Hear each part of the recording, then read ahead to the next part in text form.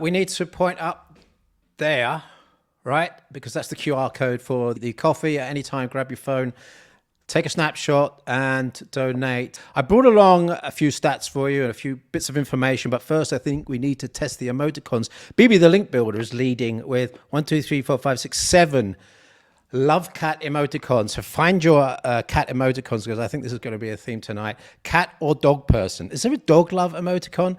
Stick them in the YouTube chat. You're about 30 seconds behind me, so I won't be able to see those go through. So please test your emoticons. And there's a good reason for you to test your emoticons, because that is Sammy. 10 years ago, Sammy the cat, my German cat, he's lovely. So test your emoticons on that one. Michael, well done. Test your PayPal too. There's the PayPal link. You need to keep that right in front of you so that you pass that on, send some money to this amazing cause. I want to start off with a little story of how the internet stole my cat. True story. No, he wasn't using Google Maps at the time. He was, and there's a picture of him. This is Schmitty. He's another German cat, and he lived with me in Holland, in Haarlem, when I was there over 20 years ago. Now, you know how it is if you've got a cat, and you get to the next day, and he doesn't turn up at the door as expected. You're like, okay, there's something going on here. Maybe he's stuck in a garage or a cellar, and then it gets to lunchtime, and then you're starting to worry. Well, it got to 2 days for me. 2 days, and Schmitty hadn't turned up, and I was like, what the hell is going on here? And so I'm starting to think about, okay, he's gone out the back, he's gone out the front. And then I remembered 2 days before I'd had a delivery. I'd had an internet delivery. This is 2000, the year 2000. So 24 years ago, this company here, Albert Heijn, that's in Dutch, but if you're in Holland, you'll know this company. And they started in 1999, internet shopping deliveries. So I'd taken a delivery from them 2 days earlier, and I thought, is it possible? Is it possible that Schmitty jumped in the van while they were delivering? So I phoned up Albert Heijn customer service. Thankfully, 20 years ago, customer service worked. I got through to a very helpful woman who called the driver and then called me back and said, yes, at the next delivery point, a black cat jumped out. So I get my stuff together. I go into the Haarlem town center. So there's an English guy walking around Haarlem. Schmitty, Schmitty, Schmitty. Not the best kind of combination of languages. I went through all the roads, and about an hour later, I heard his distinctive meow. I don't know if you've got a cat. You had that distinctive meow, right? And I heard him. There he was underneath the car. Grabbed him, took him back home, and thank goodness. So that was my cat that was lost to the internet. The amount of relief I had that he was okay was huge. So think about that when you're thinking about donating this evening. Right, trends in search. We have done a bit of a study. Charlie Williams has done some work for me, and we've picked out some interesting stuff. And I want, if you've got any ideas in the comments as to how these trends were formed, please let me know, because I have no idea. And the actual curves of these are very interesting as well. Smurf cat is one, and I put TikTok question marks because this looks like a TikTok-y type of trend. If it is a TikTok trend, it's worthless because it's long gone. And if you're looking at sort of opportunities in SEO, this is a term you might want to ignore. I've got a few more which have different curves, and this is interesting. Cat enrichment is one of them. Now, this looks like something that has been growing. These are our trends. We send out 10 of these every month in what we call Trend Watch.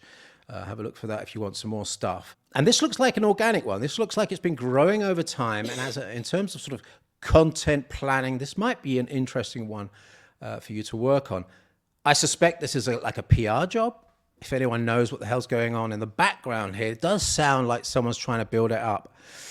Cat experience days is an interesting one. I have to admit, when I first saw this, I thought, why does a cat need an experience day? But yeah, of course, it's the children that are going to see the cats for their experience days. Although I've got a little bit of data that says otherwise at the end. This is a typical Christmas trend. You can see that this peaks at Christmas every year. The search volume is not huge there. This is UK search volume. Dog experience days, on the other hand, has a much higher volume. So if you're working in that area of cat care, pet care, cat love, dog love, that sort of stuff, look at these sort of trends and see if you can build content around them. When it's going up like that, it's an interesting one to try and use to help customers.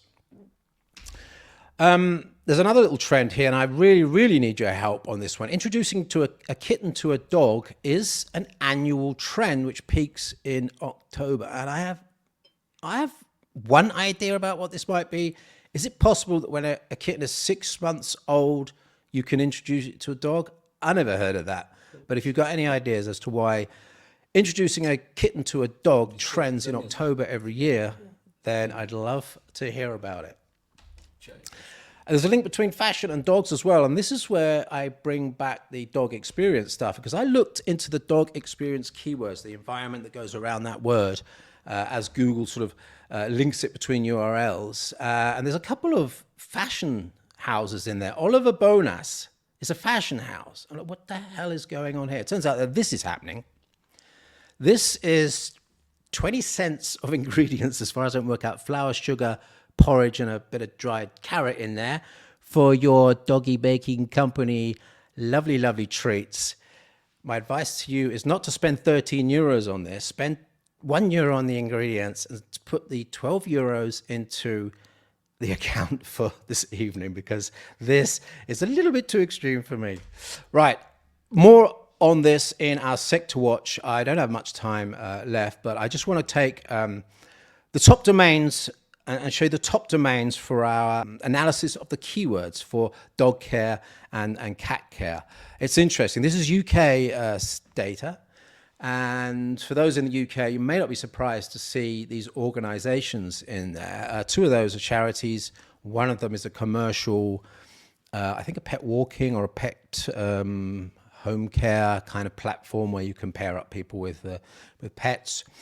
In terms of SEO, charities are quite interesting. I did a study last year which showed that charity sites have really been boosted. And this could be due to the way they do content, no ads or less ads. There's less of an obvious commercial intent to the website behind these charities. The same sort of thing happens with cat care as well. The top 3 of those were charities. Let's have a quick look at RSPCA, because that's the number 1 here. Org.uk, by the way, used to be guaranteed charities in the UK. It's not anymore. So if you see Org.uk, it can also be commercial websites now.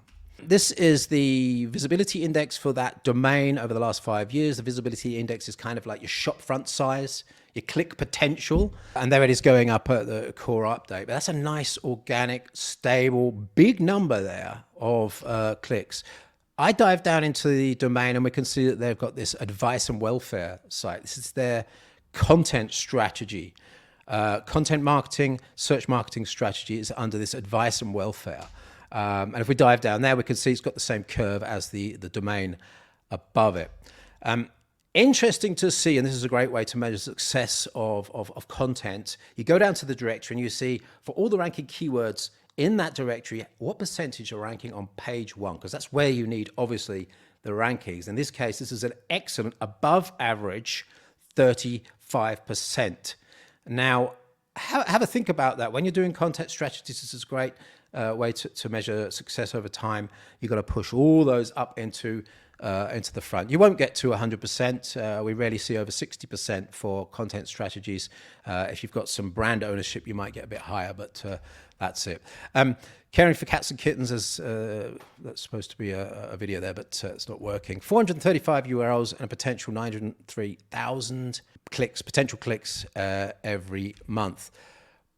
A few words on that charity type thing. They have some natural advantages. Obviously, that's brand trust. There's a lot of trust in charities, especially in the UK. There's a lot of transparency that goes with charities. They have to abide to certain laws about transparency, policies, and you'll see those on the website. I don't know if they help, but it certainly gives the user maybe a feeling of they know exactly what they're looking at. No ads, it's not actually true. Of course, charities are commercial businesses as well. There are ads within, very soft ads, and that's why I say soft business model in there. In fact, RSPCA has cat insurance comparison platform there, which I'm sure they're working on as a sort of affiliate model. Charlie Williams has done the report, and I won't go through those quotes, but he's gone down into 4 different winners from the topic. The Sector Watch will be out early next week, systrix.com/Sector Watch. There's already 15 different sectors that have been analyzed by Charlie, and they're fascinating. If any of those sectors match you, go into that data and have a look at it. It's some great blueprints for success. Last thing, there's Sammy, and he says, flex your PayPal. And put those lovely little icons up on the screen. Do they float up on YouTube, Anton? I don't know if they float up anymore, do they? That's me done. Barry and Glenn are up next, and I'm going to hang around and listen to that because I'm sure it's going to be extremely informative. Thank you, Anton, for all your work, and see you soon.